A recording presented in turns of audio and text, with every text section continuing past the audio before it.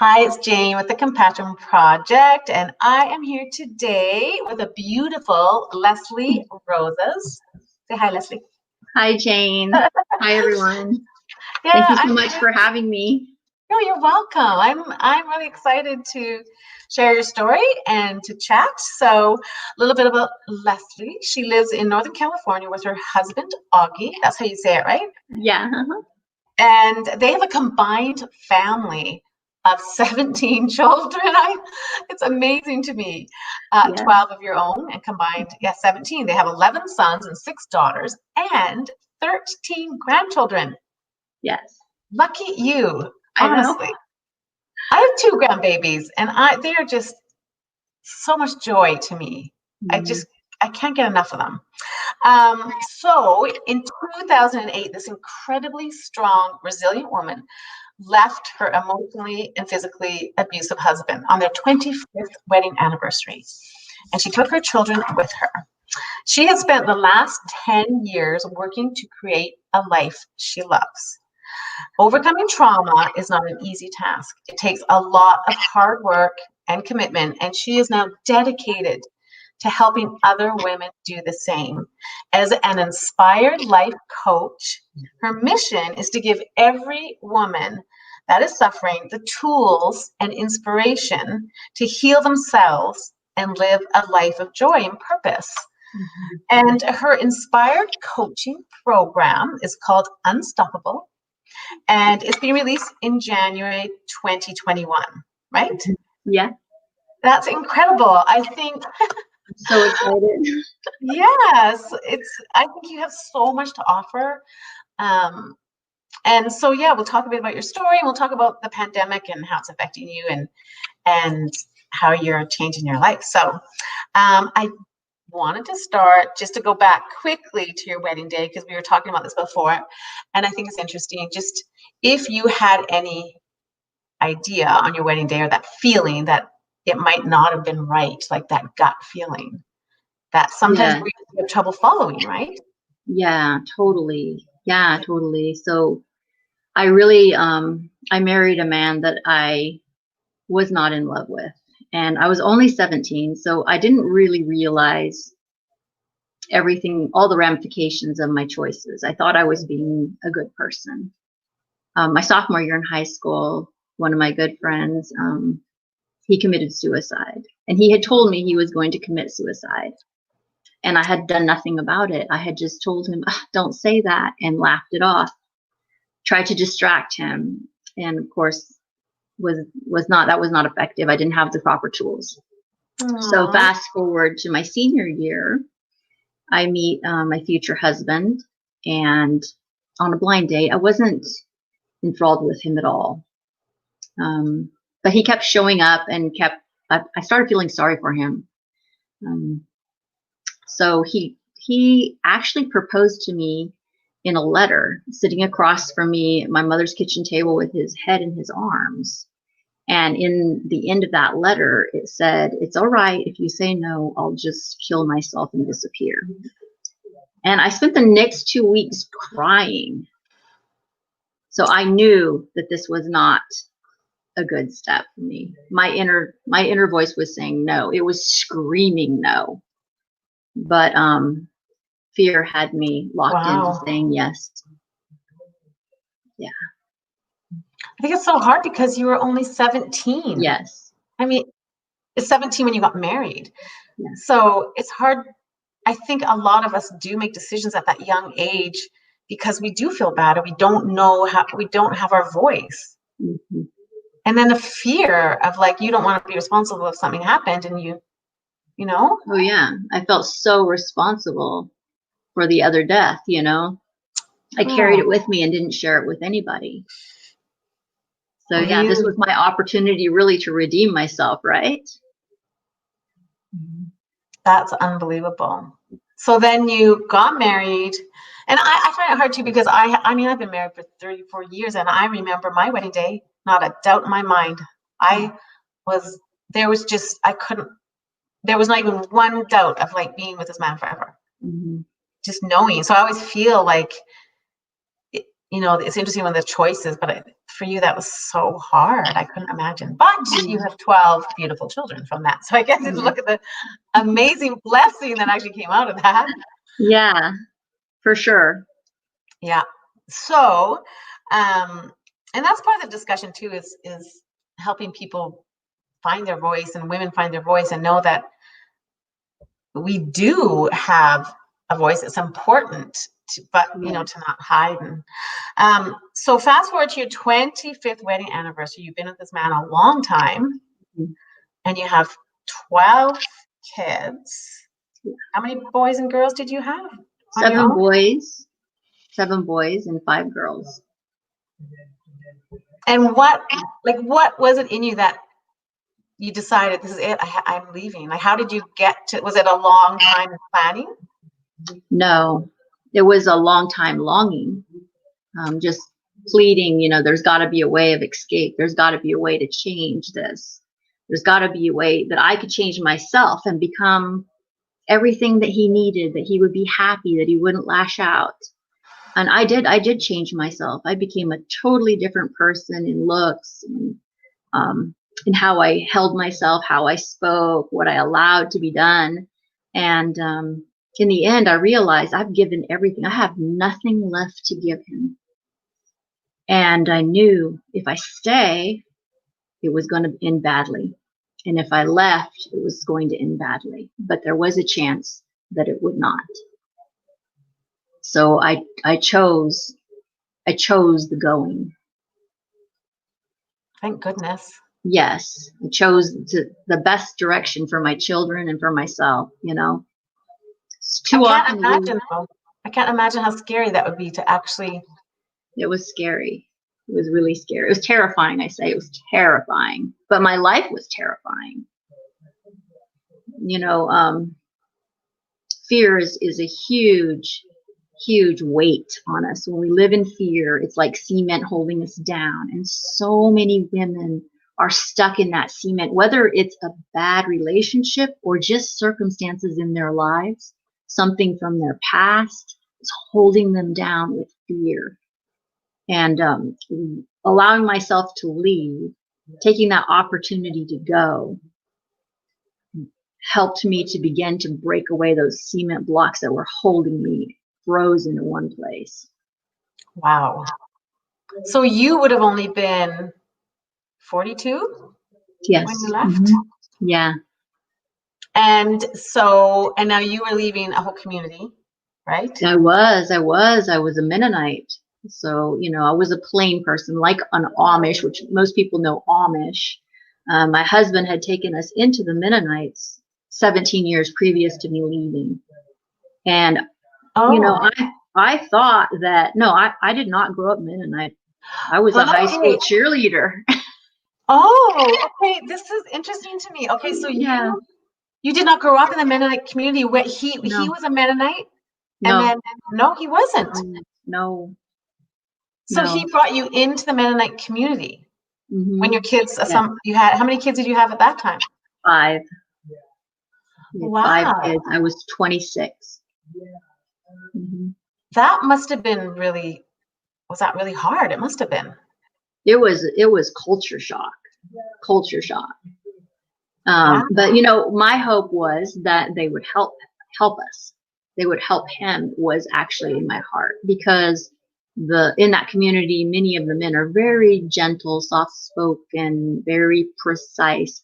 And I longed for that. I longed for a very gentle man. Mm-hmm. Mm-hmm.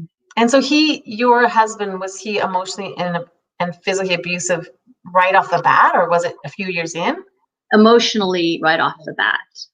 Yeah, a little bit like, you know, our mind blocks a lot of things, and I've thought this through a bit. And, you know, I was used to maybe a little more physical childhood, but yeah, there was a little physical, but mostly emotionally, verbiage, words used, you know, until the last 7 years, 8 years. Yeah, then it became a little more, physical with me and the children. Yes. Because it's like stress and builds up, I guess. Not that that's an excuse. That's not at all. But some people, you don't know what people come with, like his background, Yes. and then Yeah. dysfunction. And then I mean, marriage is not is easy. No, I feel like I it's have a not really good easy. marriage, but it's still a lot of work. You've got two people, and depending on where you are, like I find that if I'm in a really good place and maybe my husband's struggling, we're good because I can bring him up, or if I'm feeling down and he's up, if we're both up, it's fantastic. If we're both in a great mood, if we're both down, it's hard to. How do you get out of that? I think some people spiral down, especially in the pandemic. What's happening? Yeah. Well, I really believe, Jane, that a relationship should be built on mutuality. You know, where the man is mutually loving you through your hard things as you're mutually loving him through his hard things. And understanding how men and women think is so powerful. You know, we have all kinds of books out there, right? So many teachings. But one thing I learned is that just is really solid in my relationship with Augie is men feel love through respect.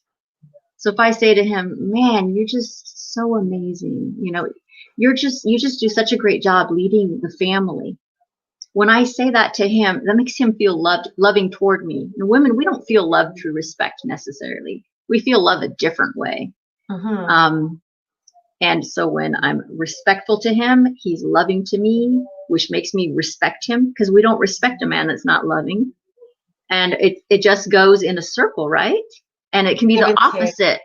If a man's unloving to you, right away you feel disrespect toward him. It's true. And then when we disrespect, he doesn't feel loving towards us. I totally agree, and it's such a give and take. I think marriage is a beautiful experience. It is so beautiful. Learning, we're individuals that you're learning, but love is the key, and treating them with love and respect. Yeah. So I'm just curious how you actually left. You left with 10 children? Yes, 10 of my 12. Yes. 2 of the boys were already grown?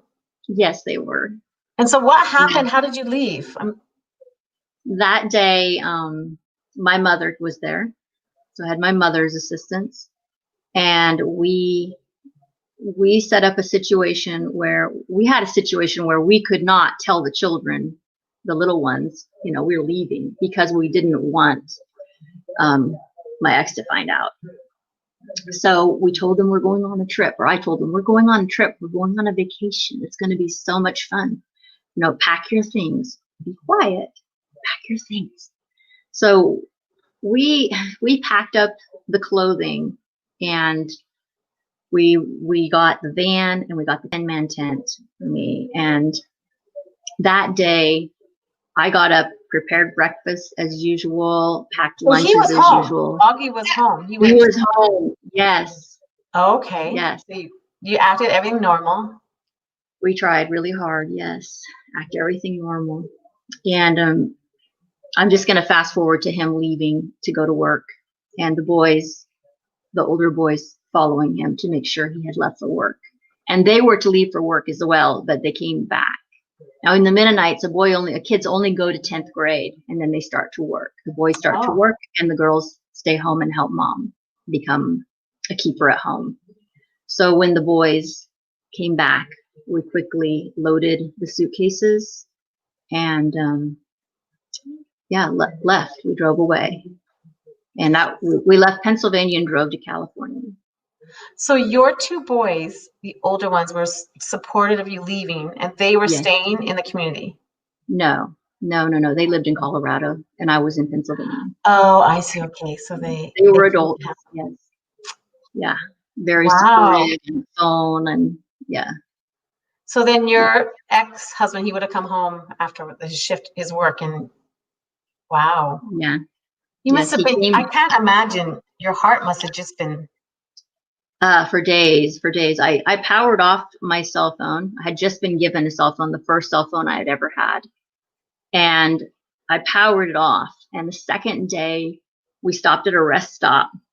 And I'm in the bathroom, and my phone's in the top of my purse. And I look down because it lights up, and it says being powered on via GPS. And so I just took the phone apart and took everything out of it, because we were fleeing from more than just my husband. There was a community that was going to be seeking to find us. Wow. Yeah. So then what did you do? You had a 10-man tent? Yes. So we went to California and up into Mount Shasta, where there's no cell service. There's a campground there where the owners allowed us to camp there. Some friends loaned me a little tiny trailer, like one of those that goes up over the truck cab. And so we'd sleep in there, and we had things in our tent. We lived out of the tent, and yeah, I was there for 3 months. And it's amazing. We're there. We're going through the hardest time of our lives, in my mind. I'm terrified that he's, going to court and stuff, that he might be able to get the kids, right? Yeah. Terrified. And we get through all those 3 months, and I get a restraining order, and I get full custody of my kids. And that is just such an amazing time in my life. But I'm just I'm shocked. I'm just so shocked. And so looking back in my mind, that time was super hard. But when I talk to my children now about those 3 months, they say that was the best time of our lives, because they had so many firsts. My kids had never seen a movie in their lives. They had never heard radio. They hadn't learned to swim. They learned to swim that summer. They learned to play. They learned to have a great time. I have goosebumps. Honestly, Yes. You make me cry, because it just makes me want to cry, because the strength you had as a woman to be to do that and to change your children's lives. You changed their lives. You could have stayed and would have been completely different, and you changed your life. Completely different. Yes. I admire you, and I love that children they probably had so much joy, and they look at it so differently. Yes. Children are so present in the moment, right, and accepting. Oh, you're amazing. Well, I thank you for sharing your story. I think it's incredible. So I want to talk about how you say you spent the last 10 years creating a life you love. So you've gotten through this difficult time, and so when was the point when you started to, obviously you must have got a job then and started working, and eventually met Augie. Yes. So I got us a house in my hometown. So I moved us from the area where I was staying, and I moved us back to where I had been born and raised and gone to high school, because I knew that was familiar. That was where I had left and gotten married, right? So Right. Full circle. I got us a house, and I set up a sewing business out of my house, so that I could support the kids, as best I could out of the house. And my children enrolled in public school. They're in sports for the first time. My girls, I took them shopping, and they got their first pants ever, which was so fun. And so, the children are safe. They're happy. For the first time in their life, they have a real home where they're not fearful. It's wonderful. But I just really felt stuck and frozen inside, because I was still locked into all the rules. And I just love to tell about the time I'm walking down Main Street of my hometown, and I'm passing people I know, on the street, and they're smiling or hi, and I'm just looking down, and I just feel so down, and I should be so happy, right? Mm-hmm. But I'm looking down, and it's my black leather shoes. I'm just really feel like I'm just putting one foot in front of the other. And I have my black leather shoes, and I have the skirt of my navy blue hand sewn cape dress on. And I just am like, these shoes and this dress, I mean, this is all I've ever been allowed. I've sewn this dress 100 times, right? Over the past 17 years, every season, every year, it's the same dress. And I realized this isn't me. I'm not me. And I see out of the corner of my eyes, I see a pair of red high top Converse rubber boots in the store window. And I go into the store, and I find that they're my exact size, but they're red. I mean, I don't wear red. we're not allowed red.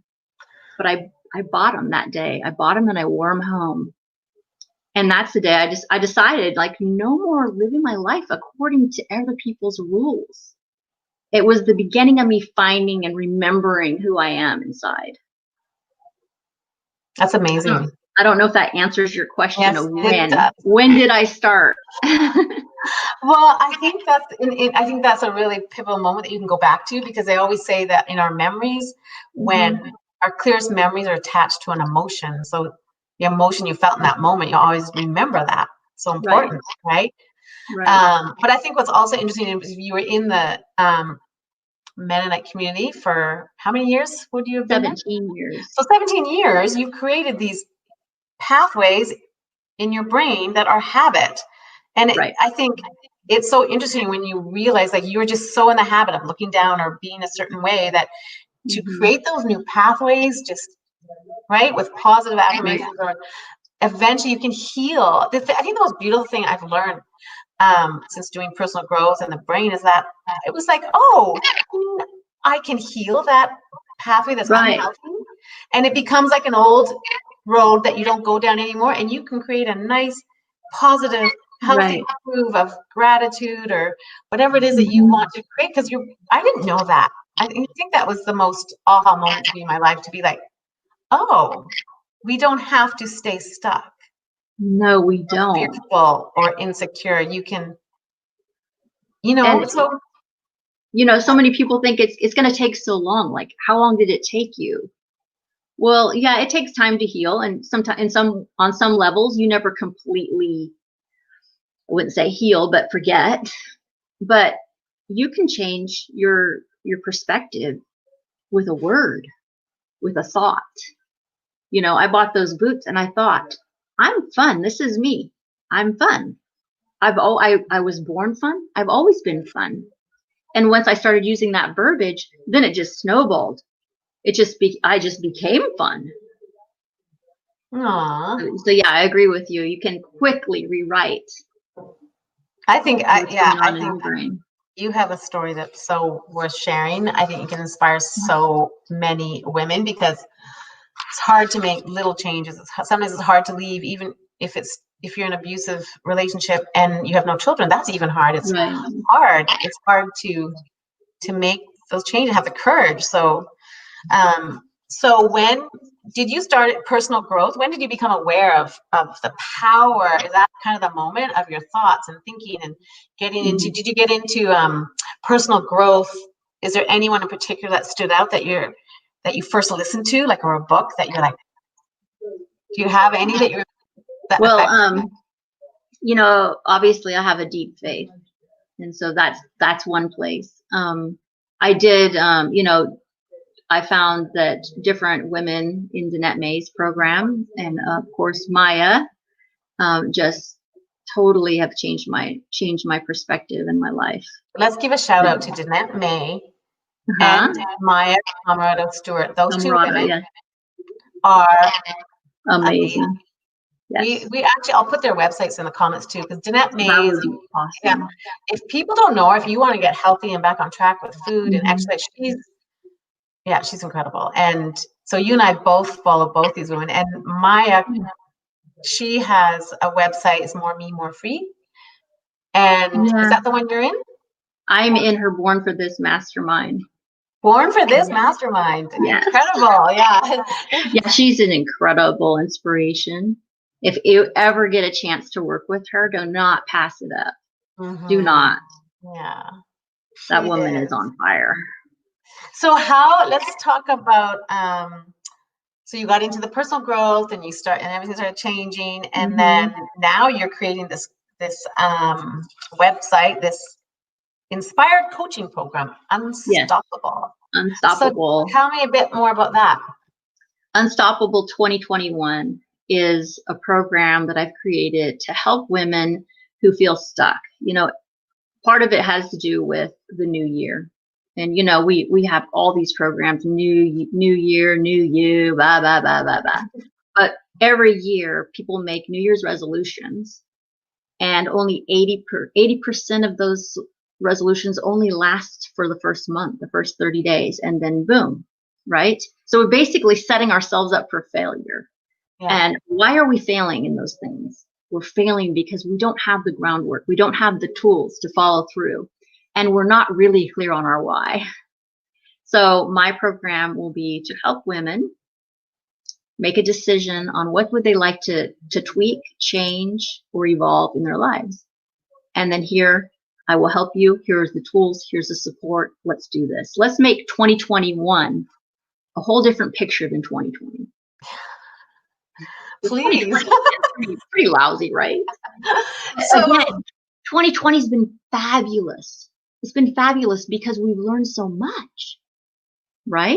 2020, I had 3 granddaughters born 2020. You know, even we have to grasp a hold of the things in our lives that are beautiful. What's the best thing that came out of 2020? Maybe your kids stayed home and you developed a new relationship with them. Maybe you have a new perspective on school and you're so much more grateful for the teachers. We need to focus in on what is the beauty of now and not focus on all of the negativity that's just pouring into our lives, especially in these days. It's true. So how has your life been affected by the pandemic? Like seeing family, I know your mom, and she lived close to you? My mom is 6 hours away. Oh, okay. And yeah, we haven't seen her as much as we'd like. She's ill. She has a cancer and she's fighting hard. So, you know, it's a little bit sketchy to be making contact with her too much, too often. I did just see her a few months ago, last month, I guess it was, at a wedding, a family wedding. But again, it was very social distancing. For me, it hasn't affected us as much as it could have. We work from home. And during the quarantine, we love having our kids at home. So it's been a positive experience for us. Well, that's good. I think you have to turn it in our minds, because I think when the pandemic first hit, we all, like, you're talking habits. So I think we're all in our habit of our life, and then the pandemic hits and we're so thrown on, what do you mean we can't do this or can't do that? Or it was just such a weird time. And I think we all thought it would be over in a couple months, and here we are 8 months later. But we're creating new habits. And I think, like you say, a lot of people you have to go inward, and you have to become very strong mentally to not let it get you. And I find, and you might find this too, is like you say, being grateful for the now, the things right in front of you. Your 3 granddaughters that were born during this pandemic. That's like such a blessing. And having more time with our families and our loved ones, and being grateful. I am so grateful. Now I am more grateful than I've ever been in my life. And because of the pandemic, I've had to really turn to gratitude for every step I take, every moment. Absolutely. And so it's kind of made my life more simple, appreciating the really, really simple joys. That's right. That's right. You know, and it's Jane, like it's where we focus our thinking.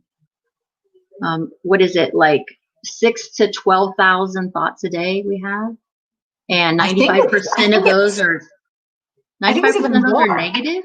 Yeah, 60,000 thoughts a day. 60 to 70,000 thoughts a day. I know. Right.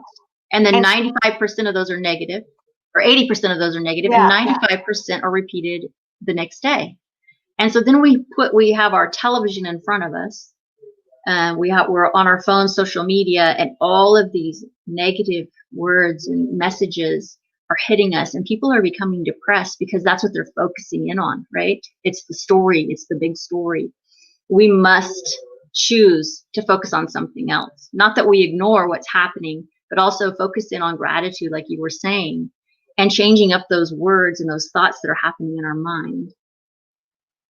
I know. When you become aware, I think when you become really, really aware of how you think, and you can actually stop the thoughts and control it, be like, oh no, that's not making me feel good. That thought, something that happened and I'm hanging on to, is making me feel bad. So you become aware of the feeling, and then you can change it. I love to change my thought when I think about my grandchildren. I can change the joy like that, because I can think of, oh, yesterday this happened with them and I felt right. So it's once you learn how to change your thought from negative to joy.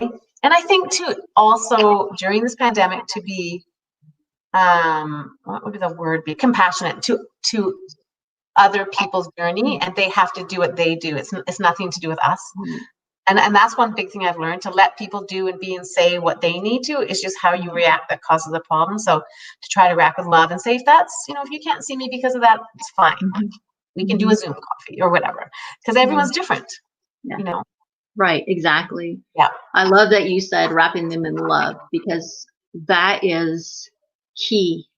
That is key to communication, key to all relationships and everything that's happening in the world right now, is to remember that we're all connected and we're all the same, and we must all love each other where we're at, right? We're all on a journey together. It's true. And that's just, being compassionate and loving everyone and being kind. And well, I appreciate you honestly so much. You're incredible. I thank you for sharing your story. Well, thank you for the opportunity. Is there anything really else you want to add? Not that I can think of. I guess I could share, my favorite quote is from Vincent van Gogh. And it says, "Don't just look at the stars, be a star." We're all a star. We're all the star of our own life and our own show. So often we're looking outside of ourselves, and everything that we need is already in here. Oh, that's perfect. Thank you so much. You're amazing. Yeah, it was so nice to be here, Jane. Thank you. Yeah, I appreciate you. I'm grateful for you. So I'm going to put Lesley, she has her website, and that's up and running, but your program, Unstoppable, starts in January, right? Yes, and my website is in the building, but go in and check it out. What's your website? Oh, you're working on it. We're still working on the website. Yes, yeah.